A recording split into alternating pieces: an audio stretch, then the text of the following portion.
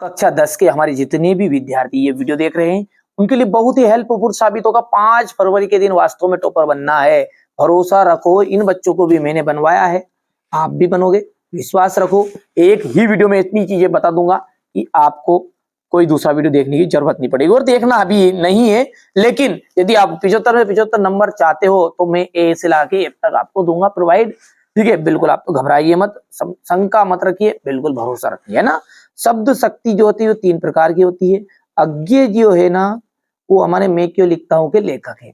रीति सिद्ध काव्य धारा जो है हमारे इसके बिहारी जी रीति सिद्ध काव्य धारा के कवि है। ठीक है, कुकुर मुत्ता जो है ना हमारी किताब में दी गई है, सूर्यकांत त्रिपाठी निराला जी की रचना है।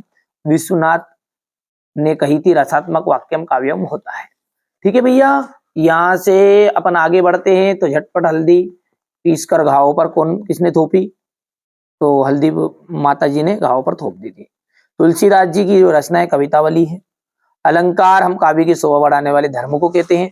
बिस्मिल्लाह खा बालाजी के मंदिर में रोज शहनाई बजाते थे। यहाँ से बात करते हैं आगे की, तो प्रत्येक चरण में 16-16 मात्राएं। ठीक है, यहाँ से आ जाएगा ये भिक्षु के पत्र आ जाएगा, यहाँ पर भजन दानंद कौशल्यान। बैजनाथ मिश्र नागार्जुन का बचपन का नाम, और प्रत्येक चरण में 16-16 मात्राएं है तो चौपाई छंद में। चलिए आगे बढ़ते हैं। शब्द गुण कितने प्रकार के होते हैं, तो शब्द जो गुण हैं वो आपके 3 प्रकार के होते हैं। कितने? 3 प्रकार के। तो यहाँ पर 3 प्रकार के लिखने हैं। कोई भी 2 लोकोक्तियों के नाम आपको लिखने हैं यहाँ पर। अज्ञे ने हिरोशिमा कविता कहाँ बैठ के लिखी, तो रेलगाड़ी में बैठ के लिखी थी। ठीक है, इसके बाद में यहाँ से क्वेश्चन नंबर जो 4 है, आपके पाठ्यक्रम में प्रसाद की कौन सी रचना है, तो आत्मकथ्य। संचारी भावों की संख्या है तो 33।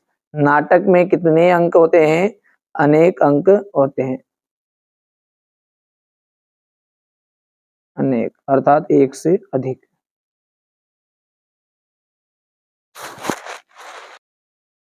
यहाँ पर देखिए पहला जो है वो सत्य रहेगा, दूसरा सत्य है। ठीक है, तीसरा आपका राइट रहने वाला है। और परशुराम के क्रोध से लक्ष्मण डर गए, ये असत्य बात है। करुण रस का स्थायी भाव शोक है। ठीक है, इसके बाद में आगे बढ़ते हैं। तो ठीक है, वैदिक काल में शहनाई का उल्लेख नहीं मिलता है, ये आपका असत्य रहेगा। ठीक है, चलिए तो यहाँ से क्वेश्चन नंबर जो 6 है, ये आपका क्वेश्चन यहाँ से मन पूरा सॉल्यूशन में अगले वीडियो में आपको प्रोवाइड करा दूंगा। ये क्वेश्चन नंबर 8, 9। ठीक है, यहाँ से क्वेश्चन नंबर 10 है। ठीक है, क्वेश्चन नंबर 11, 12, 13, 14, 15, 16, 17 गया। 17 के बाद में ये क्वेश्चन नंबर 18 है, इसका थोड़ा क्वेश्चन नंबर 19 और ये 20। इस आत्मकथ्य में लेखिका के पिता रसोई को भटियार खाना क्यों कहकर संबोधित किया, क्योंकि रसोई में काम करने वाली युवतियों की रचनात्मक प्रतिभा जलकर नष्ट हो जाती। ठीक है, इसके बाद में यहां से देखिएगा, हो गया। आगे की बात करें तो क्वेश्चन नंबर 7 है आपका, हलदार साहब पहले मायूस क्यों हो गए थे। हलदार साहब जो थे वो पहले मायूस क्यों हो गए थे। खेतीबाड़ी से जुड़े गृहस्थ बाल गोविंद भगत अपनी किन किन चारित्रिक विशेषताओं के कारण साधु कहलाते हैं।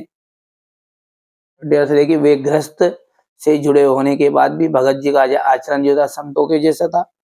वे सदैव सत्य बोलते थे, सभी से 2 टूक बात करते थे, इनके व्यवहार में कोई छल कपट नहीं था, इसी कारण वो साधु कहलाते थे। ठीक है भैया, अब अगला देखिए, राम वृक्ष बेनीपुरी और यशपाल का साहित्य परिचय है।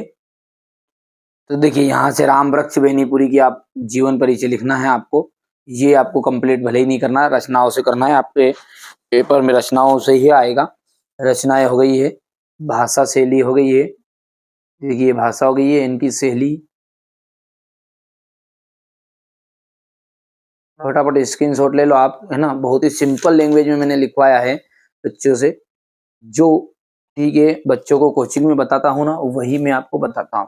है ना। ये अपनी कोचिंग का रिजल्ट है, जैसा कि आप जानते भी होंगे, पहली बार हो तो नहीं जानते होंगे। ठीक है, ये अपनी कोचिंग का रिजल्ट है, ऑफलाइन कोचिंग का रिजल्ट है। अब की बार 90 पार, यही हमारा टारगेट है। और जिन बच्चों को वास्तव में इस मिशन में शामिल होना है, जुड़ सकता है इस चैनल के साथ में। ठीक है, और दोस्तों को भी जरूर जोड़ दीजिएगा। ठीक है भैया, चलिए आगे बढ़ते हैं। और यशपाल का लिए यहाँ से आप देख लीजिएगा। इसके बाद में ये रचनाएं हो गई है। रचना के बाद में ये भाषा। बढ़िया से आप फटाफट से नोट से तैयार कर लेना, स्क्रीनशॉट लेकर ये। ठीक है, और कंप्लीट कर लेना है। और आगे आप आगे आपकी मर्जी, नहीं करो तो। ठीक है, ये साहित्य में स्थान हो गया इतना। चलिए, तो यहाँ से अपन क्वेश्चन नंबर अब आगे बढ़ते हैं। और क्वेश्चन नंबर जो 9 है, उसमें देख लीजिएगा, आपको ये मुहावरा है। ठीक है, और नीचे समास है विद्यालय में। ठीक है, क्वेश्चन नंबर 10, ये इसका थोआ है।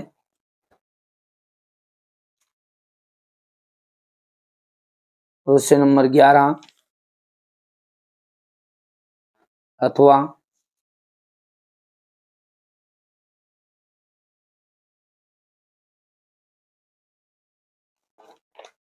क्वेश्चन नंबर 11 के बाद में क्वेश्चन नंबर 12 जो है ना, तो देखिए तुलसीदास जी का और सूरदास जी का जीवन परिचय से पूछ रहा है। 2 रचनाएं पूछी है, भाव पक्ष और कला पक्ष पूछता है ना। तो यहाँ से देख लीजिएगा, ये आपका रचनाएं भाव पक्ष हो गया, ये देख लीजिएगा। कला पक्ष है, बढ़िया से स्क्रीनशॉट ले लो फटाफट फटाफट, है ना। अच्छे से कंप्लीट करना है, हमारा उद्देश्य यही है कि आप अच्छे अंक प्राप्त करो। ये हो गई शैली, और भाषा शैली में से, और साहित्य में स्थान। ठीक है, इसके बाद में है आपका सूरदास जी का भी है। ठीक है, ये हो गई रचनाएं, भाव पक्ष, कला पक्ष, साहित्य में स्थान। ठीक है, बढ़िया से मैंने कहा ना, बच्चे प्रॉपर जो बच्चे बनना चाहते हैं वास्तव में, ठीक है, तो ये चीजें जो बता रहा हूँ उनको आप अच्छे से कंप्लीट कर लो। बाकी आपको ज्यादा चीजें फालतू चीज पढ़ने की जरूरत भी नहीं है, और समय है भी नहीं पढ़ने का। क्वेश्चन नंबर ये 13 है, ये इसका थोड़ा। क्वेश्चन नंबर 14, यहाँ से देखिए, उज्जवल गाथा कैसे गाऊं मधुर चांदनी रातों की। ठीक है, इसके बाद में यहाँ पर देख लीजिएगा, ये 2 प्रश्न बच्चों ने नहीं लिखे, आप इनको कंप्लीट कर लेना है। ठीक है, आचार्य विश्वनाथ के अनुसार काव्य की परिभाषा होगी और वात्सल्य रस का, ये मिल जाएंगे। बच्चे ने नहीं लिख पाया तो नोट्स में बाकी प्रोवाइड करा दूंगा, यदि आप कहोगे तो भी। छंद किसे कहते हैं। ठीक है, इसके बाद में ये अन्योक्ति अलंकार की परिभाषा है। फिर इसके बाद में क्वेश्चन नंबर ये 16 के बाद में ये 17 है आपका, संत स्मरण और रेखा चित्र में अंतर। बाकी बड़ा करना है, वैसे मैंने इसको डाल भी रखा है, जैसे आप सर्च करोगे ना रेखा चित्र संत स्मरण में अंतर, तो बड़े अंतर आ जाएंगे, 4 अंतर, वो करना है आपको, है ना, 2 नहीं, है ना। यहाँ से देखिएगा, हो गया क्वेश्चन नंबर 17। अब 18वां जो क्वेश्चन है, उसको आप पहले तो स्क्रीनशॉट के माध्यम से आप इसको ले लीजिए। ये देखिए, यहाँ से आपका क्वेश्चन नंबर ये 18 है। ये बढ़िया से देख लो, ये क्वेश्चन नंबर 19 रहेगा, और ये क्वेश्चन नंबर 20, ये क्वेश्चन नंबर 21। ठीक है, 21 के बाद में आपका रहेगा यहाँ से क्वेश्चन नंबर ये 22 है, और ये क्वेश्चन नंबर 23। ठीक है भैया, तो ये आपको कंप्लीट करना है। तो ये क्वेश्चन नंबर 18 यहाँ से हो गया आपका।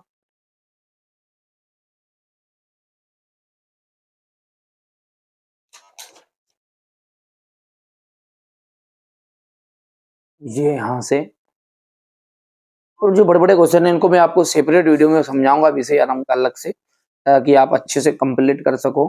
4-4 नंबर के और 3-3 नंबर के क्वेश्चनों का एक सेपरेट वीडियो अलग ही बनाऊंगा। ठीक है,